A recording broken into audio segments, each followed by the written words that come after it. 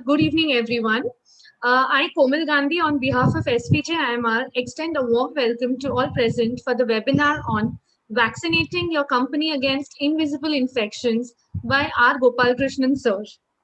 To tell you something about Sir, Sir has studied physics at the Kolkata University, done his engineering at the IIT Kharagpur, and attended the Advanced Management program at the Harvard Business School. He has been a professional manager from the year 1967. He has served as the chairman of Unilever Arabia, as MD of Brook Bond Lipton, and vice chairman of Hindustan Lever, and as director of Tata Sons and several other Tata companies. He serves as an independent director and non executive chairman of Castrol India, and also as an independent director of Hemas Holding PLC, based out of Sri Lanka. With over 53 years of management experience, 32 years of board experience, and over 100 keynotes in India as well as abroad, he has authored as many as 16 books so far. He is also actively engaged in both instructional and inspirational speaking. So before we start the webinar, I would also request all the members to feel free to put in their questions over to Sir on chat. So over to you, Sir. Welcome. Thank you. Thank you very much, Komal. And thanks to SP Jain for hosting this session on a subject which should be of very high contemporary interest to practicing managers as well as students of management. I've used the lockdown period to think deeply about what is the role of uncertainty in corporate life. And I've come to the conclusion that future of work, this is my first big point, the future of work will always be under extreme uncertainty. There are many people who argue that the level of uncertainty is increasing. I don't know whether that is correct, but all I can say, it has always been uncertain and it will continue to be uncertain. And therefore, this idea that sometimes I get in my head, and maybe you also get it in yours, that somehow things will be back to normal like it was 2 years ago, will come to your mind, but I think you have to banish the thought. There is a new normal, and we don't realize it. Indeed, we have ourselves experienced this new normal, but we are not conscious of it. And I want to give you one or two small examples. If you look at air travel in India, okay, I'm going back only 30, 35 years. I'm not going back a few centuries. How did you go to the airport and take a flight? Well, there was only one airline. You bought a ticket and you went to the airport half an hour before the departure time. The security was minimal. You had to lift your suitcase because there were no roller suitcases available in India. And you walked with the suitcase on your right hand and perhaps a briefcase slung from your shoulder or carrying it in your left hand, right through security. And 5-10 minutes before the departure of the flight, you were sitting in your particular seat. Many people may find this unbelievable, but that's how I began my career. And for the first 20 years of my career, that's how I traveled, and that's how everybody traveled. So, what has revolutionized and created a new normal? First, of course, there's terrorism, and that has increased the amount of security and therefore the amount of time you have to spend at the airport having been checked. The second thing that has changed is that you have now a wheeled suitcase. A wheeled suitcases is an innovation, but somehow we don't think of it as an innovation. It looks perfectly normal. Today, you wouldn't even go and buy a suitcase without wheels. Now, I want to tell you very briefly about the history of the wheeled suitcase to show you that the idea of a wheeled suitcase came 100 years ago. In 1898, a particularly ingenious character got the idea that if you put wheels on suitcases, then you don't have to carry it around. Not only did that person make such a suitcase, that person applied and got a patent for it. So the wheeled suitcase is a patented item, and several patents were issued thereafter. Uh, because various inventors did improvisation on the wheeled suitcase. But frankly, even abroad, till say 1970, till 1980, there were no wheeled suitcases. People carried their suitcase just like it is in India. And there were trolleys at the airport on which you placed it and took it. So, what changed? What changed dramatically was the entry of women into the workforce. By 1980, globally, not so much in India, there were lots of women in the workforce who were traveling by air. And it was very unseemly for a woman to be carrying a briefcase in one hand, a suitcase in the other. And typically, a woman would have some sort of a handbag. And the wheeled suitcase became very attractive. So now women could wheel their suitcase, even with an overnighter, put their little uh, office briefcase on it, and just have their handbag on their left shoulder or left arm. And soon it became very stylish. It became an item of fashion. And men said, why not we? And that's how the wheeled suitcase came into commercial exploitation. Now, most people don't know this. I've studied the history of the innovation of wheeled suitcases. Life will never return to carrying suitcase in one hand, briefcase in the other. That's for sure. But we don't think about it because the new normal has become normal for a whole generation of people who came into the workforce in the last 40 years. Take another example, health, since we are going through this COVID crisis.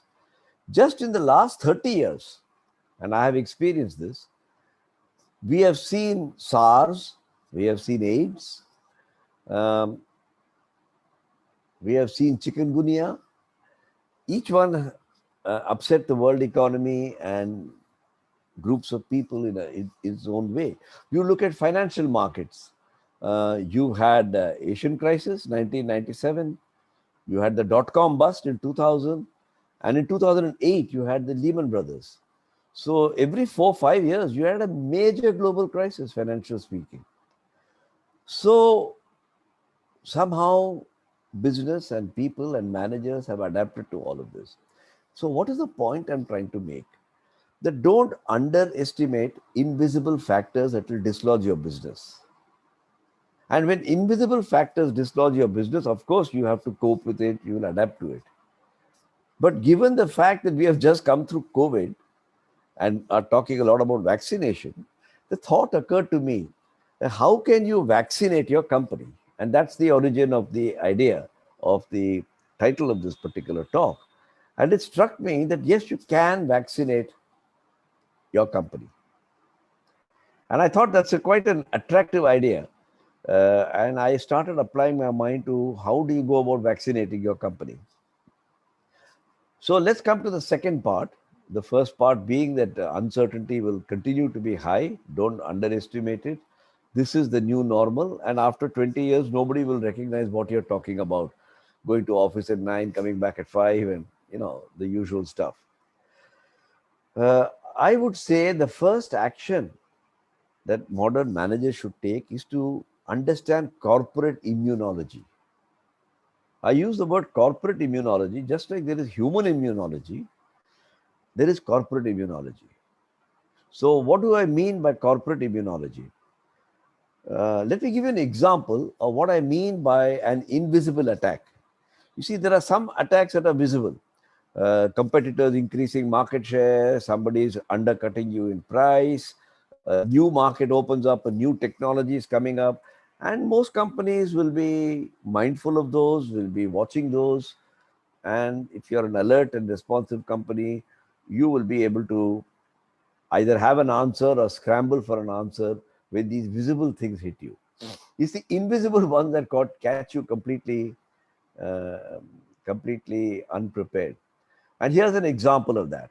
Less than a year ago, in fact, April 2020 to be precise, as soon as the lockdown had started all over the world, there's a famous company, all of you know it, called Walt Disney.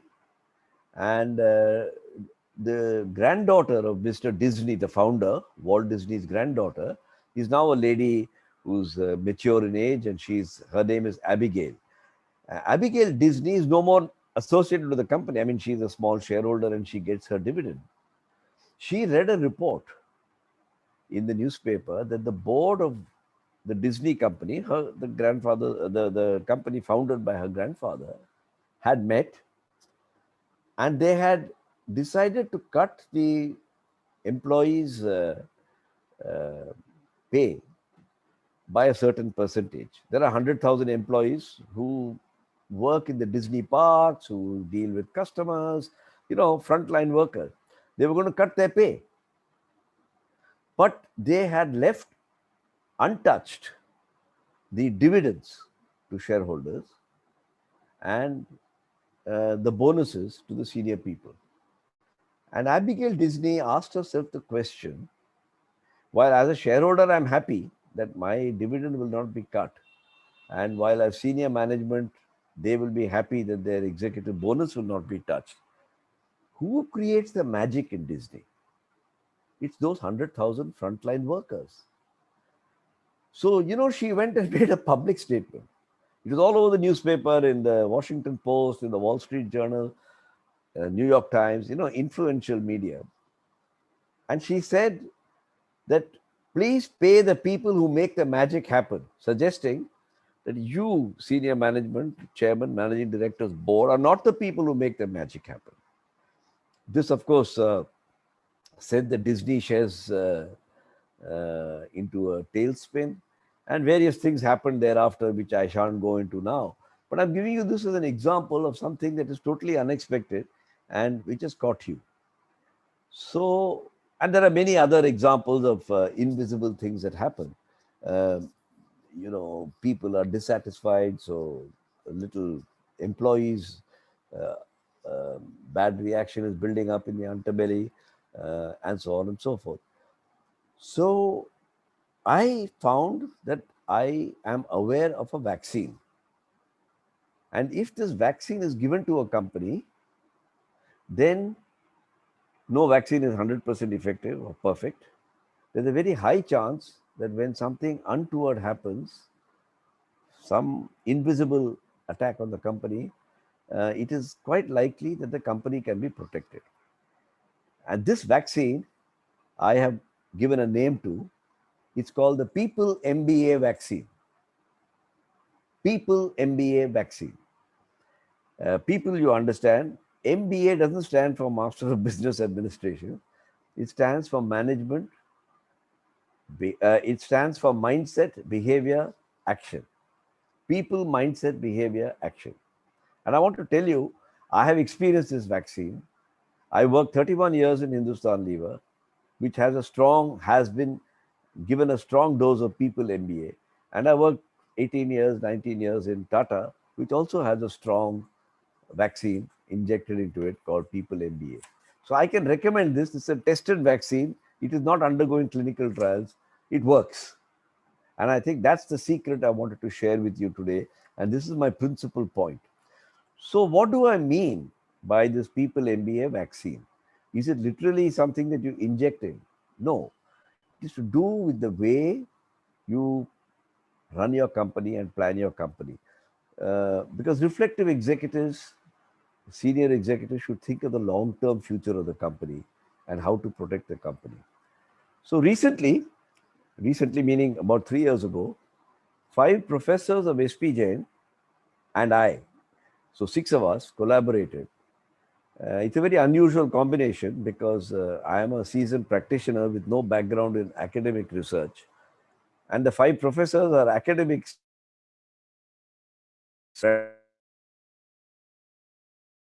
more distinctive because not many seasoned practitioners collaborate with academics.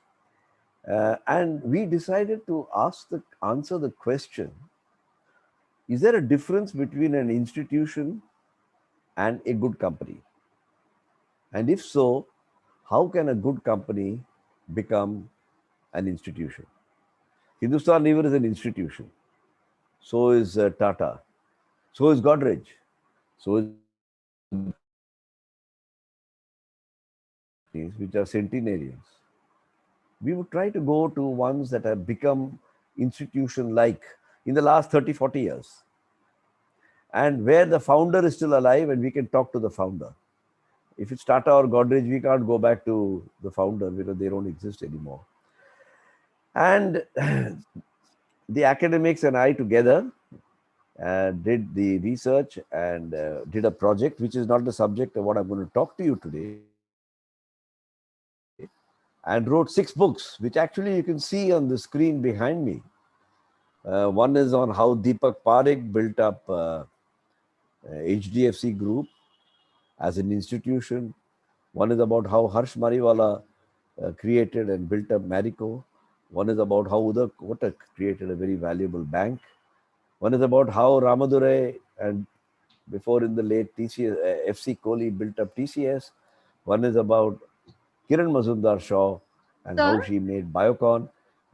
Yeah, sir, I'm sorry to yeah, go interrupt, ahead. but your window is freezed. We can only hear you. We cannot see you. My Your window window. is freezed. Well, what am I supposed to do? Because I've got enough bandwidth here. It's something at Okay. your end. Okay. Okay. Fine. We'll check, sir. Sorry to interrupt. Check, because if you want, I can. I'm looking at my own window and it's moving. Okay. Okay. We'll check, sir. Okay. Yeah. Now you have interrupted me. I'm going to close the program and log on again. Okay. Yeah, sir.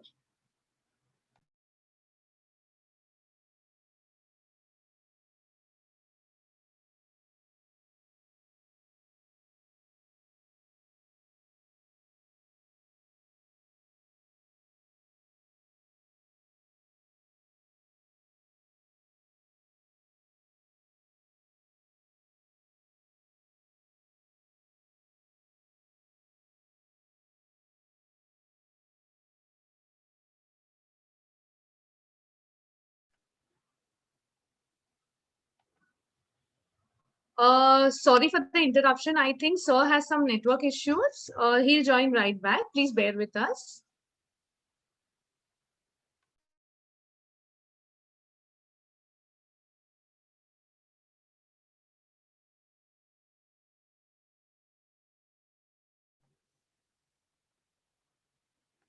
Yes, sir. We can see you now. You're on mute, sir.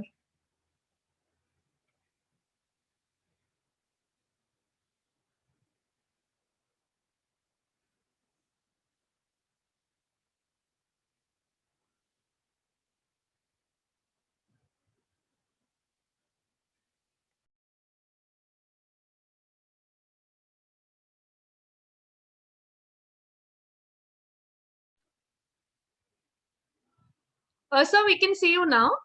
It's just yes, yes, So you ready to continue? yes, Wherever I yes. left. Yeah, Okay. yeah. Thank you, sir. Um, so we arrived at a 3x5 matrix.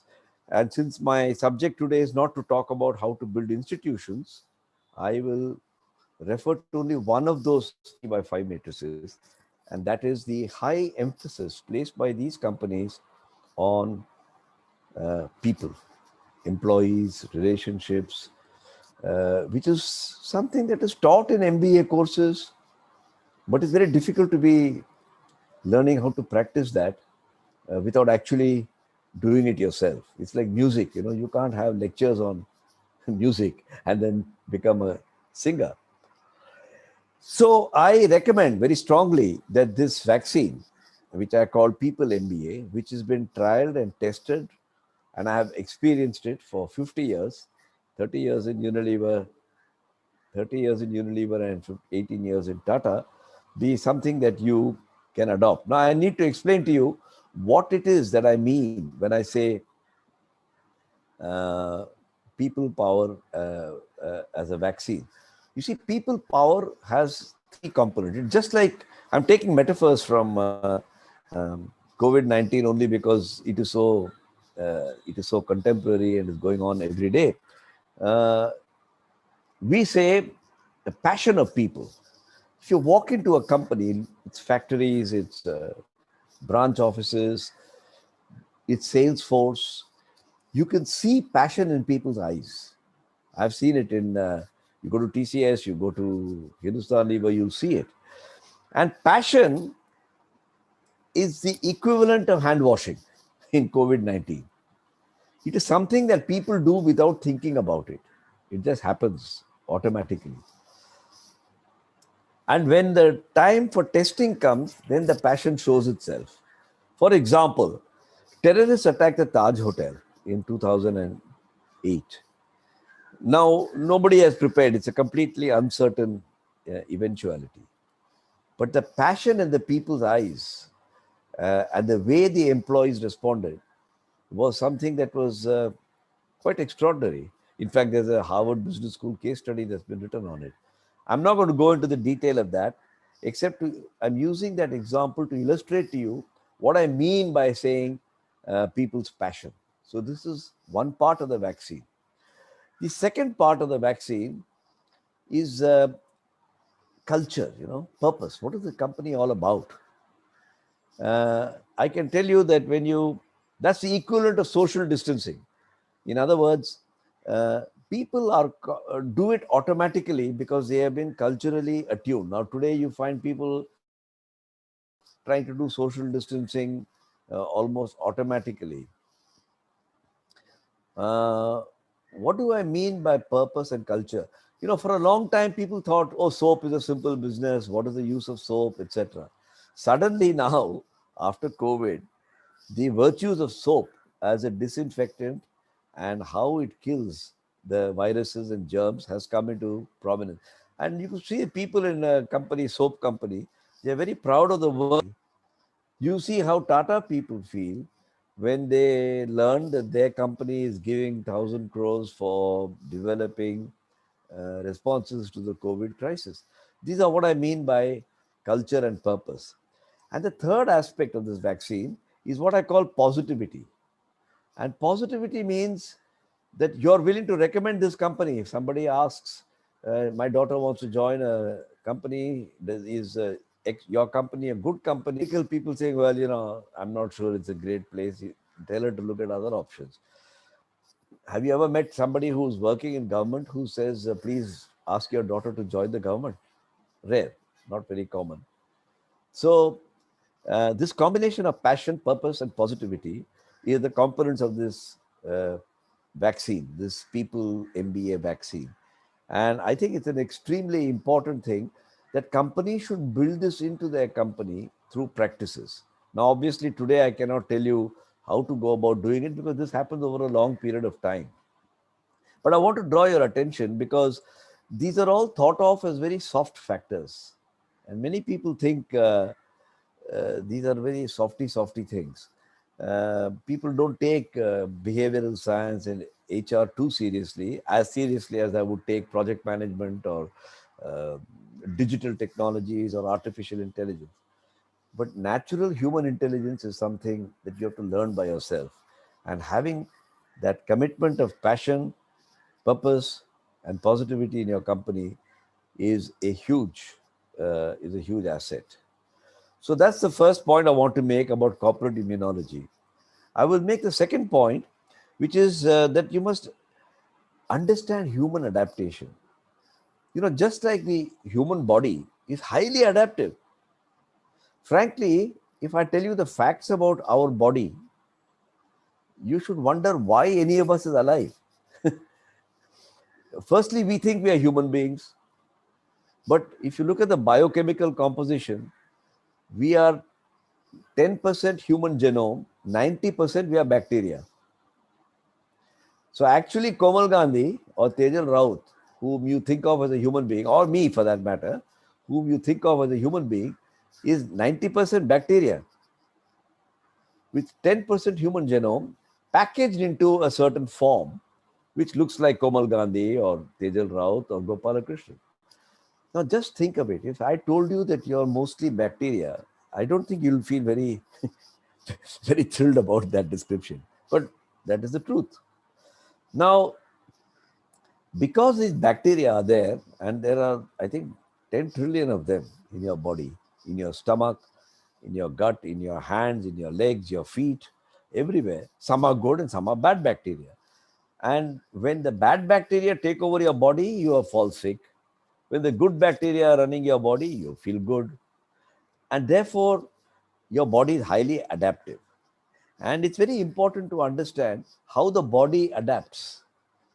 Um, that's not my subject today, so I'm not going to describe physiology. Neither is it my subject, nor is it germane. Having given the metaphor, I have to tell you how can a company adapt and what can you do. And here I have three words which are very, very expressive. I call them connection, conversation, and contemplation.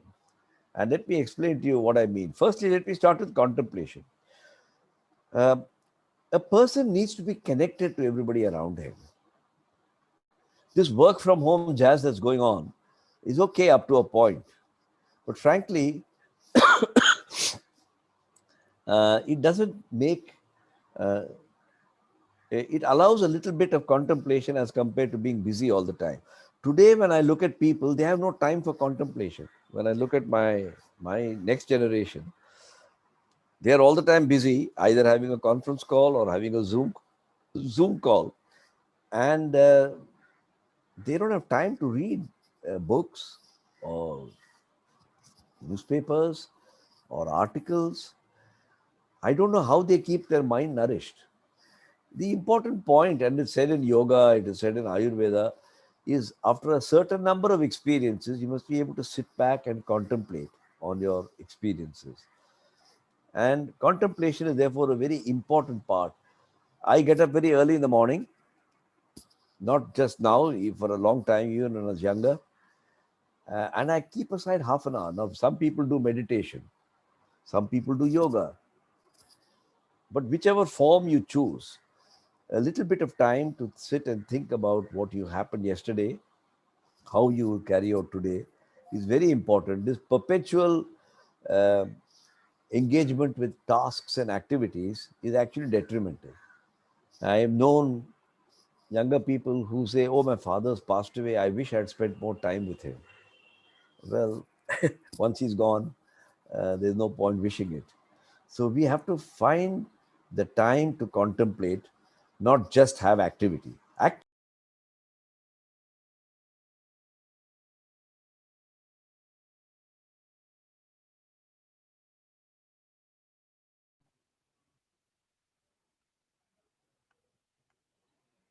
I think Sir has dropped out.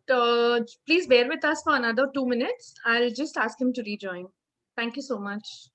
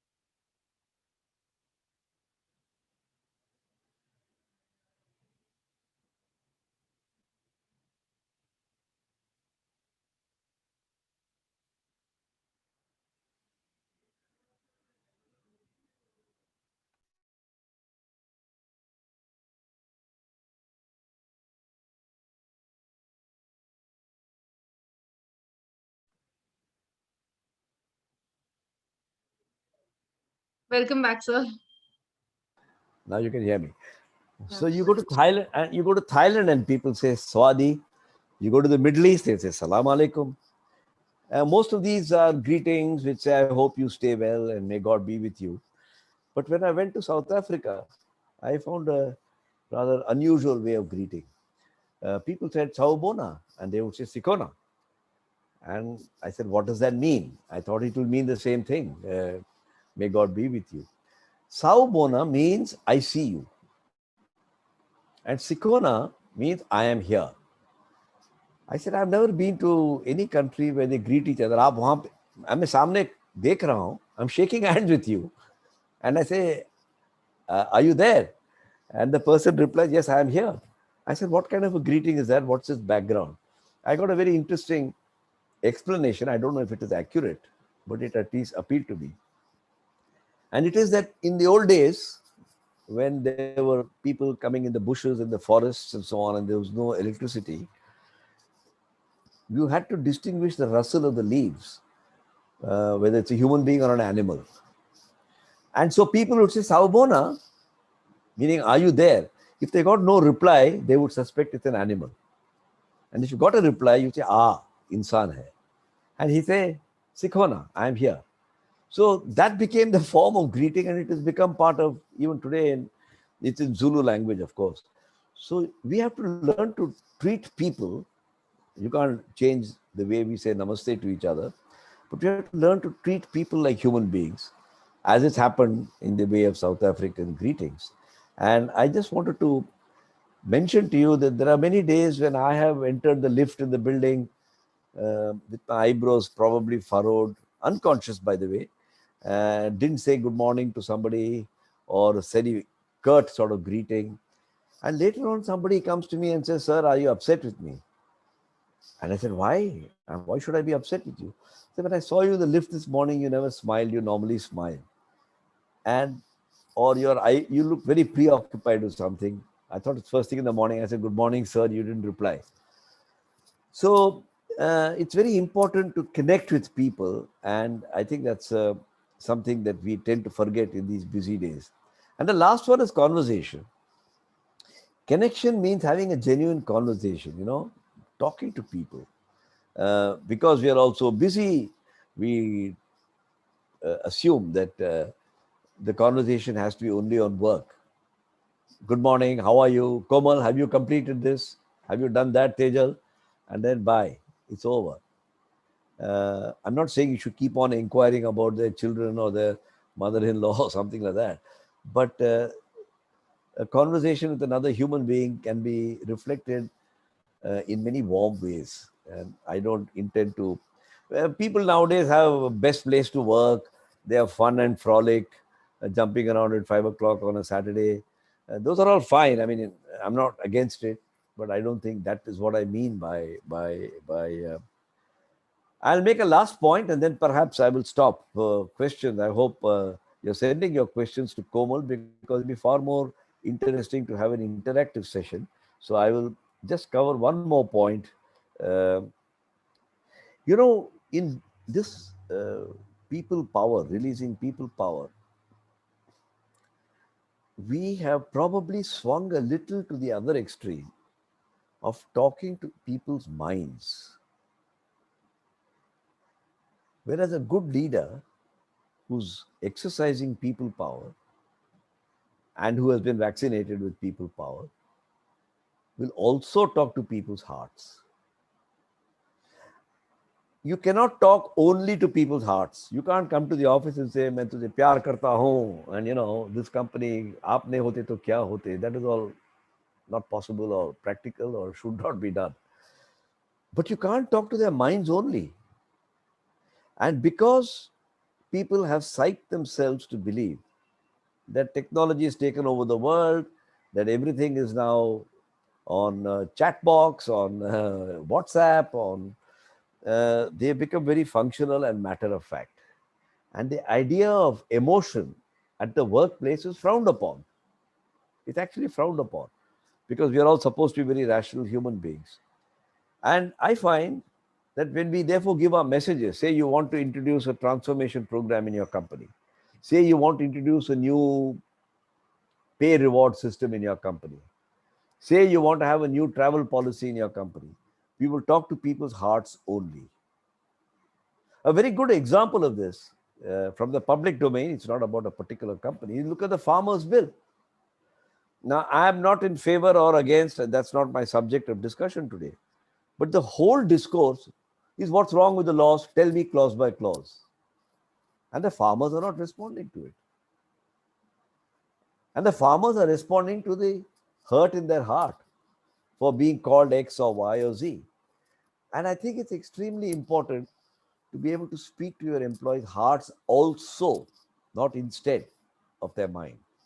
And we tend to forget this in the busyness with which we run our lives. And a last example of talking to the heart. Uh, Many of you, I don't know your age group in the audience, but you when I was 35 and having my family, it was very difficult to get a milk card because India was short of milk. Today, we are the world's largest milk producer, and we all know that that revolution happened because of what Dr. Kurian did with Amul in Anand. So, in the 1970s, if I'm 1960s, when Dr. Kurian was getting started with his work, there was a prime minister called Lal Bahadur Shastri, and people told him that the way forward seems to be to form milk cooperatives, and if you want to see a milk cooperative, go and see what Dr. Kurian is doing. So Shastri ji said fine, and he came to Anand and he did what he had to. But he also wanted to talk to the heart of the farmer. So he made a very unusual request, and this illustrates the point that I'm making. He told his office, I want to live one night incognito in a Gujarati village with a farmer. He should not know that the prime minister is his guest that night. I will sit with him. I will have bhakri ka roti, whatever is served, and I'll have a general chat with him. It's only later on, much later, that people found out, Arey, Pradhan Mantri hamare and that touched people so much. Shastri ji is today remembered as a leader who not only spoke to the head, but also to the heart. And that's a very important leadership lesson that I have drawn from my younger days. Well, I could go on and on. I have prepared enough to talk to you for 3 hours, but that would be boring. I said I would stop in about 35 minutes, which I would like to do now, and request Komal to Yes. put the questions together and ask me so that it's a bit interactive. It may Yeah. not be So a question, it may even be a comment. That's okay with me. yes, so I would request all the participants to please put forth their questions for Sir. He would be happy to address them. So we are still waiting for questions, sir. Yeah. Oh, you got nothing in the chat box?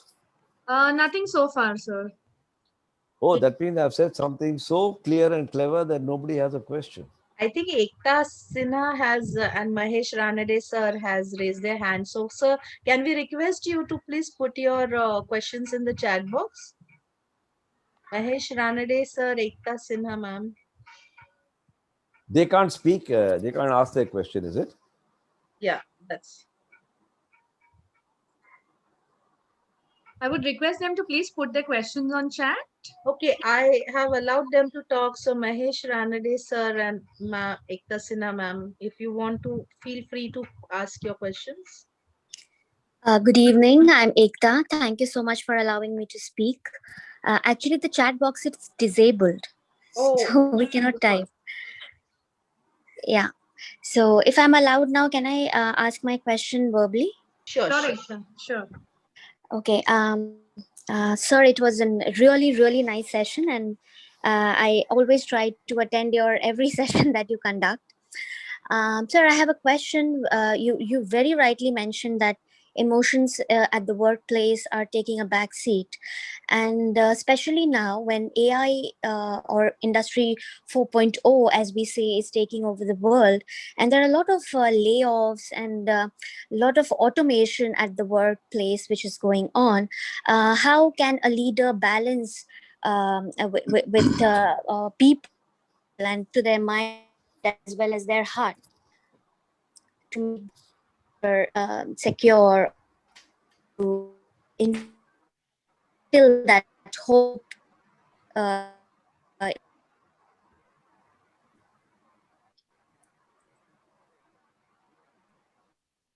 hello. Yeah, Ekta. We lost your voice in between. Yeah. Could Oh, you please repeat your shall I question speak again? Yes, again? yes, yes. Sir, can you hear me? All right. I can hear you. Yes. I'm not sure who it is, but I hear a lady's voice. Yeah. Good evening, sir. This is Ekta, and I just want to thank you for your. Now I can't hear Hello. anything. Is he? Ekta, just a Hello? second. Ekta, 1 minute. Yeah, please. Yeah, Yeah. sure. Sir, am I audible? Yes, whoever is speaking now, you're audible. Yes. So, Ekta, you can talk now. Hello, sir. Can you hear me? This is Ekta here. I can't hear Ekta. Oh, okay. Ekta, I Maybe can you hear can you. hear her. Then you can tell me the question. Did you get my question, Komal? No, Ekta, can you repeat that again? Yeah, my question was that sir has rightly very mentioned that emotions at workplace are taking a back seat, right? Yeah. But now that we are entering into, or we have entered into the industry 4.0, and AI automation is happening all around the organization, so the repercussions comes in the form of layoffs, Yeah. downsizing. So how can a leader balance between people's mind and heart in order to give them that hope and security in his or her workplace? Okay, sir. So her question is, with the automation and the layoffs that are happening, and with emotions taking a backseat, how could a leader balance? What was it, Ekta? Balance between the security and hope as he or she gives to their people. Okay, so how could a leader balance between security and hope? I think Okay. sir is rejoining. Ekta, just a minute. I think sir has left the webinar. Okay. I Okay. think he Okay. was having some connectivity issues. All right. All right. When Just stay once with comes us. back. Yeah, just Once. stay with us for a minute. Sure. Sure. Sure. Yeah, thank you so much. Thanks a lot. Thank you. Thank you. Yeah, thank you. Komal, can you hear me? Yes, Mahesh. Yes. So Komal, what I would suggest is why don't you enable the chat and let Yes. me and others post their questions here, which Sure. Dr. think it Gopal is Krishnan could even enabled. answer Yes. later. It is But enabled. I think it is now. enabled now. Is it enabled Mr. now? Mahesh, yeah, it is No. enabled. No. I think it is No, disabled it is not still. enabled. It is still disabled. Okay, Yeah. we'll just Yeah. check with the IT team. Yeah, please. We'll just check. Yeah. Yes. Can you I think no, Tejal. I think we can see you writing. We can see your discussion thread, but we cannot write anything. Okay. So am I answering Ekta's question? I said there Hi. are. Good evening, sir. There. Ekta I here. can hear. Hello, Ekta. I can hear. I can at least Yes. hear. Now you're audible, Ekta. Yeah. Thank you so Yeah, much, yeah. sir. It's a great pleasure to listen to you always, sir. Thank you, Ekta. Sir, did you get my question or shall I repeat I, it once? I've got the question, which is how do you balance with all this Yeah, automation going on? How do you balance?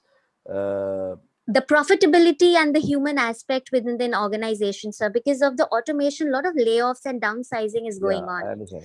See, the Yeah, basic answer I have to give you is if you see them as being in conflict, then only the question of balance arises. For example, uh, I love chocolates. How do I avoid putting on weight? Because the right. moment I eat chocolate, I'll put on weight. So you see them as opposites, right? Uh-huh. Right.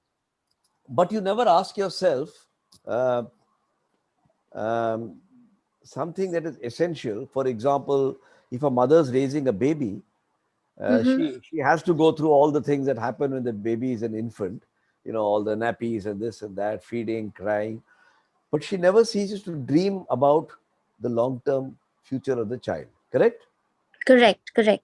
So the mother is able to simultaneously deal with the here and now without ever stopping of dreaming about the child's future, whether she'll be a musician, whether she'll be an artist, whether she'll be an MBA from SPJ, Yeah. whatever.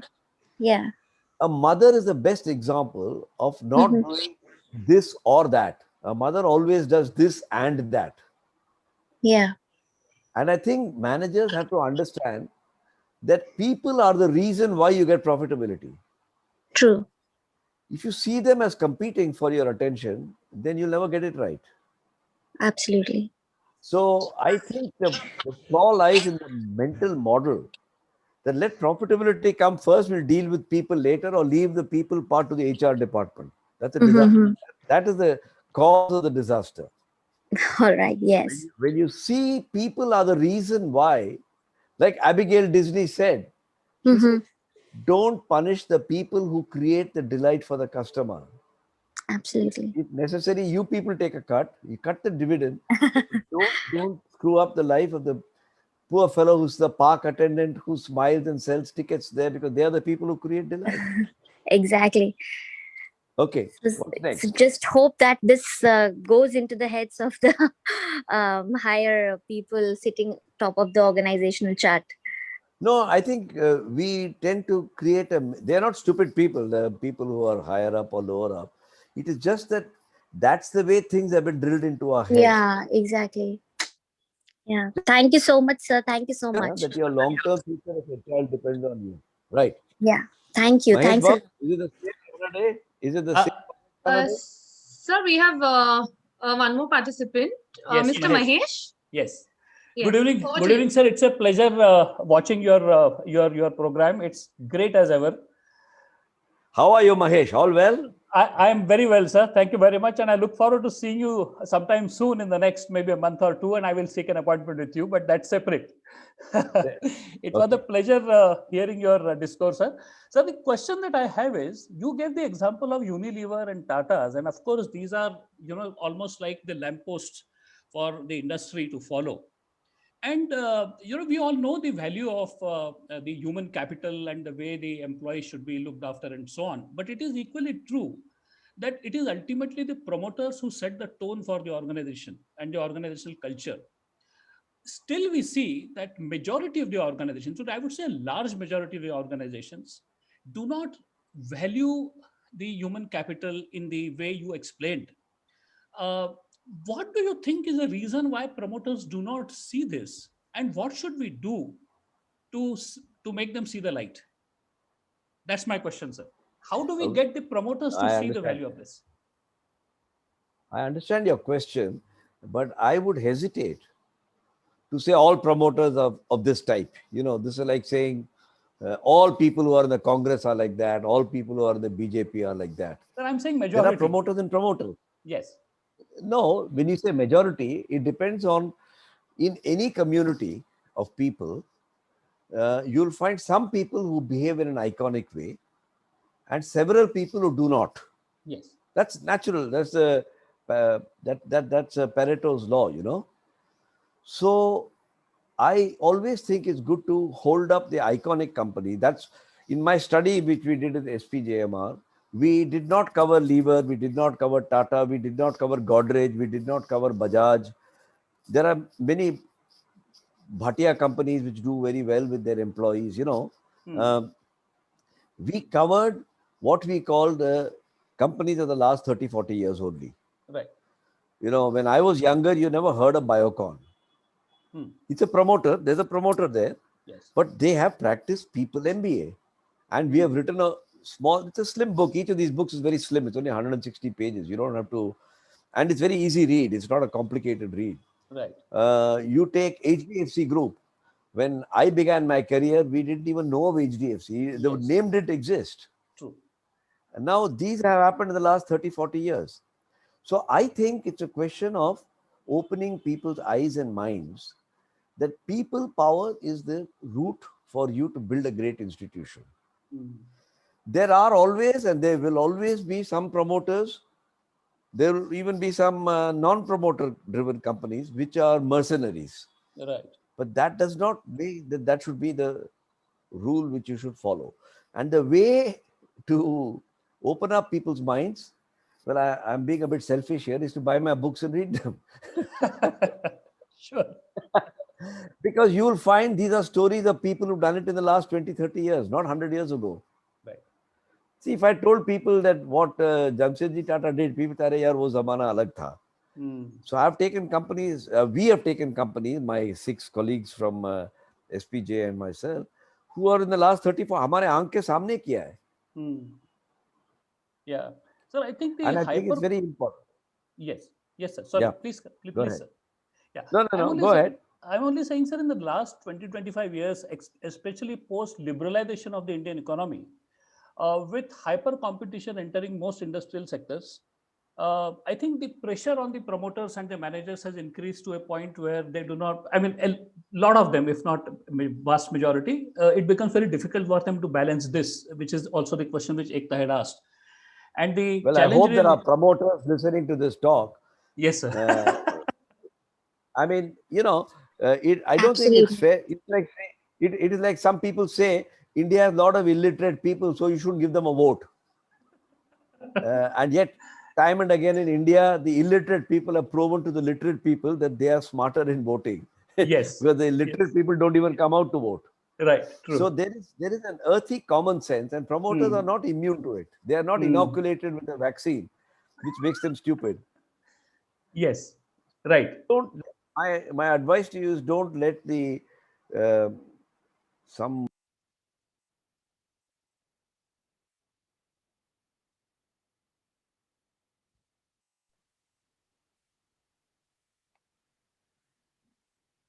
I think we have lost connection with sir. Mr. Mahesh, just Yes. stay there for 2 minutes Yeah, sure. till the time he rejoins. Yeah, Thank you sure. so much, and we are extremely sorry for the technical glitch. Thanks. We could at least ask in voice. No worries. No.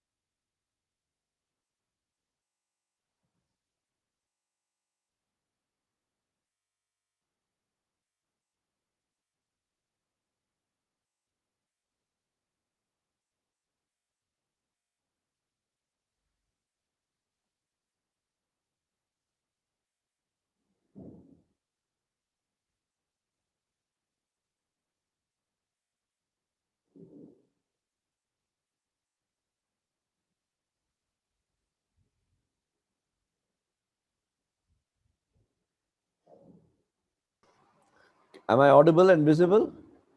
Yes, sir. Yes, yes. So, any other questions? Because this line doesn't seem to be very good. I think something's happening at SPJ end because I've got very big, high speed and bandwidth. But anyway, let's try to do the best we can with the available time. Is there any other time left or any other questions? Further questions are welcome. If there are no more questions, then maybe we should wind it up because Yes. connectivity isn't great. Sure. Thank you, sir, for providing valuable insights. And I'm sure the MBA vaccine is something we all are going to remember well that you Right. recommended. Okay. And I would like to thank all the members for taking time out to attend this webinar. Right. Thank you all and have a good day. Thank you Okay. very much. Thank you, sir. Thank Thanks, you. sir. you, Thanks. sir. Bye. Thank Thank you. you.